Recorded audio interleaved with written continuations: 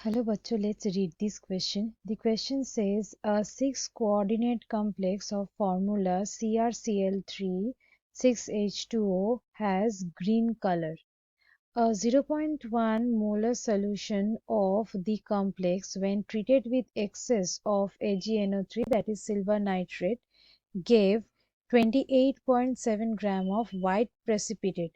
The formula of the complex would be option A, option B, option C और option D. सो इस question का की concept है कि एक 6 कोऑर्डिनेट कॉम्प्लेक्स जिसका फॉर्मूला यहाँ पे प्रोवाइड किए गए हैं उसका ग्रीन कलरेशन है।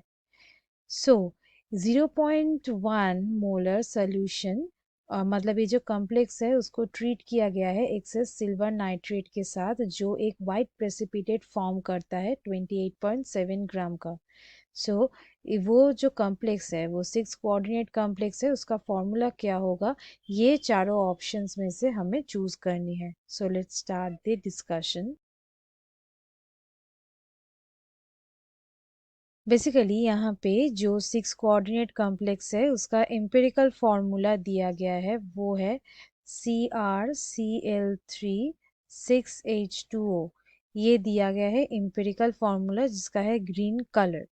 और जो कॉम्प्लेक्स इसके साथ ट्रीट करवाया गया है वो है एक्सेस सिल्वर नाइट्रेट सोल्यूशन। अब इसका जब रिएक्शन होगा तब ये फॉर्म करेगा AgCl। This is silver chloride. Silver chloride form करेगा और यही होगा वाइट। ये एक वाइट प्रेसिपिटेट फॉर्म करता है।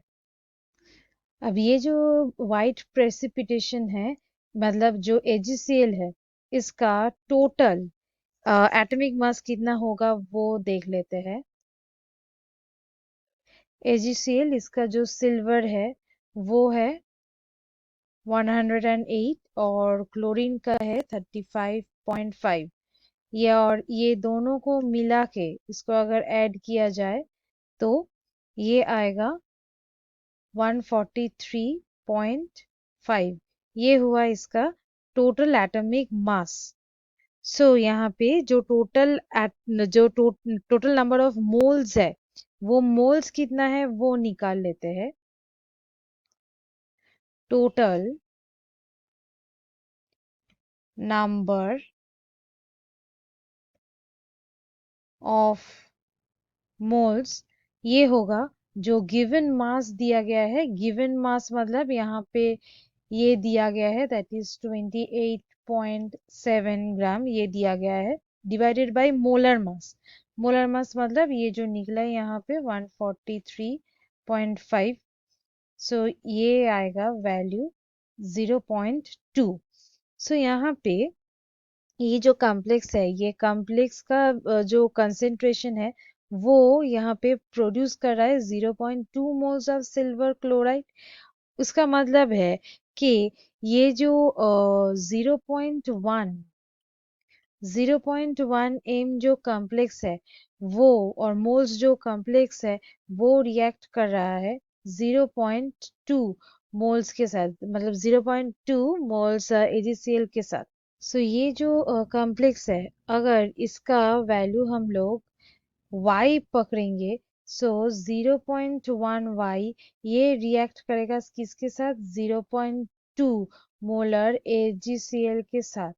सो y का वैल्यू यहाँ पे निकलेगा 2। सो इसका मतलब है यहाँ पे 2 क्लोराइड आयन आयोनाइजेबल है। सो ये फॉर्मूला में ढूंढते हैं कि यहाँ पे क्लोरीन कहाँ पे 2 है। ये है ऑप्शन बी में। इसका मतलब ऑप्शन बी हुआ सही answer. So students hope you understood it well. Best of luck.